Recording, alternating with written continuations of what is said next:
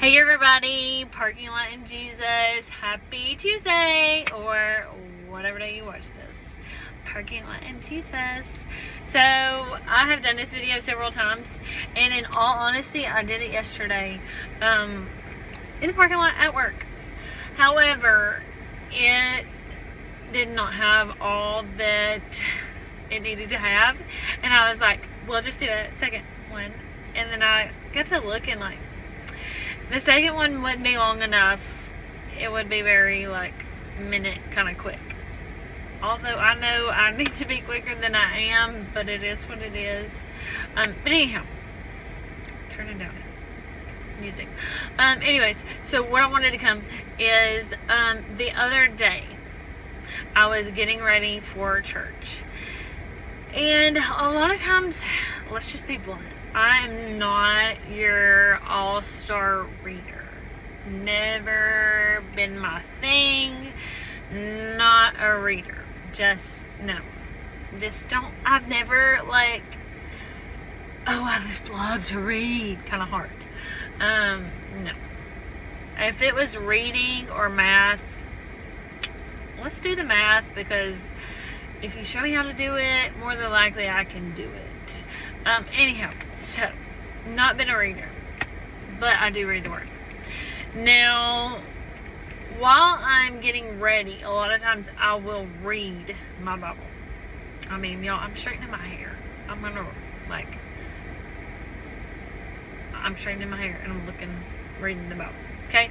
Anyhow, there are some books and this is the reason why I believe I have never been the all-star reader. I just love to read.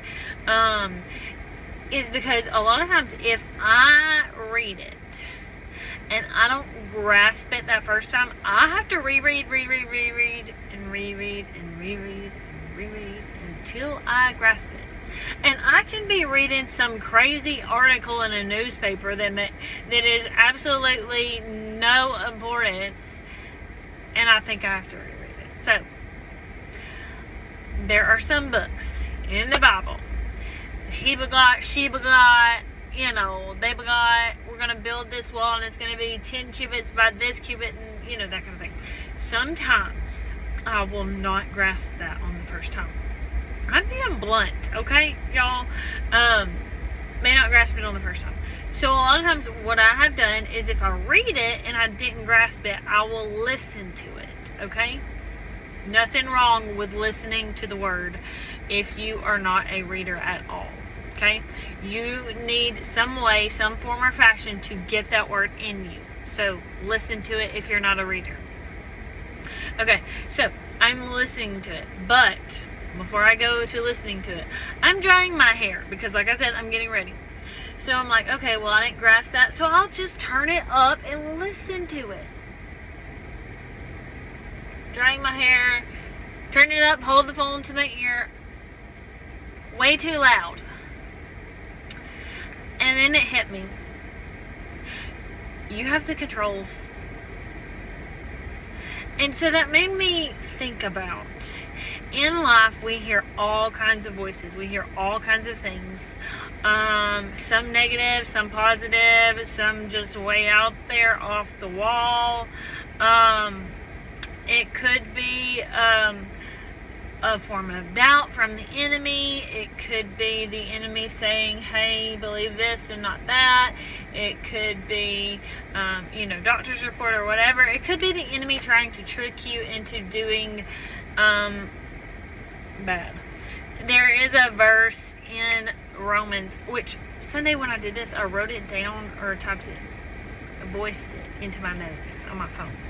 And so that's why the video yesterday, it didn't have all of it because I didn't catch all of it. Anyhow, I looked back at it.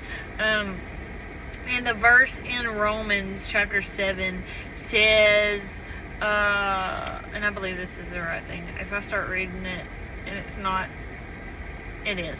Okay, so it's talking about how the law can't save from sin. Romans 7 and 15, and I'm just going to read down to 20, I think. Alright, so for what I'm doing, I do not understand. For what I will do, that I do not practice, but what I hate, that I do. If then I do what I will not do, I agree with the law that is good. But now it's no longer I who do it, but sin that dwells in me. For I know that in me, that is in my flesh, nothing good dwells. For to will is present with me, but how to perform what is good I do not find. For the good that I will to do, I do not do, but evil I will not do, that I practice. Now if I do what I will not do, it is no longer I who do it, but sin that dwells in me. So, basically what I remembered from that is sometimes you can be living right and doing the right thing, and the enemy may tempt you or try you to do what you will not to do. Like, it's in your will not to do that, but the enemy places it in your mind and your thought process and tricks you or whatever. Hey, do this, hey, do that, whatever the case is. Now, I'm not saying you're going to do it, you would do it, you wouldn't do it, whatever. But you have the controls. You control what goes on in your mind. You control what goes on in your heart. You can control how loud it is too. Now, you may not, the enemy may be loud, but you control if your praise is louder than that, okay? And I think that's what the Lord was telling. Say, hey, you control it. Yeah, when I held that up to my ear, whoa, it was loud.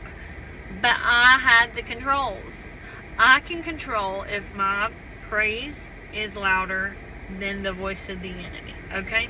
So today, just a reminder, you have the controls. You control what is said or what you accept. The enemy may be saying things, but you control what you accept.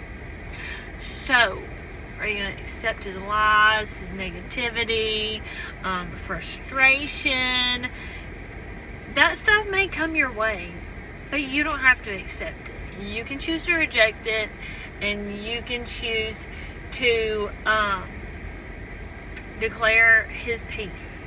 You can choose to declare his soundness of mind. You can choose to control the volume. You can choose to get louder than what the enemy is saying. Yeah, it may be terrible. All of it may be breaking loose, and it may be breaking loose all at one point. But you have the controls. So today, no matter what you face, no matter what you go through, remember, you have the controls. You can choose to get louder than all of the loudness that is going on with you. Your praise is what's going to get you through. And I believe that we are in the last days. I know you have heard it. You don't got to tell me. I have heard this all my life. I know you have heard it all your life. I've heard it all my life. But we are like in the last of the last of the last hour. Okay? I'm not saying that is prophetic. I am just saying, look at the signs of the times, okay? If you can't tell, go read Revelations, okay? So, we are in the last days for sure. And what the enemy's goal is to do, and I believe it is somewhere in Isaiah, is to wear out the saints. So, if the enemy can get you to lower your praise volume, and keep the volume of his attacks and his negativity and his whatever, then he can wear you out. And the only way that you will not be wore out is by your praise. You may feel like absolutely nothing but praise. I recently heard Karen Wheaton about, I can't remember exactly what she was talking about, but it was a couple of weeks ago, so it was recent. And she said, I believe maybe somebody was going through something bad, and they went in a home to visit. Somebody had invited them over to lunch, and I may be intertwining two people's stories. went over to a house, and the thing on the wall said, thank anyways, or something like that. Something about praising, like, almost have you praised? Have you thanked God for it? Not that you're thanking Him, oh, I'm so glad I broke my arm, you know, I am thrilled that I broke my arm. No. You know what I mean?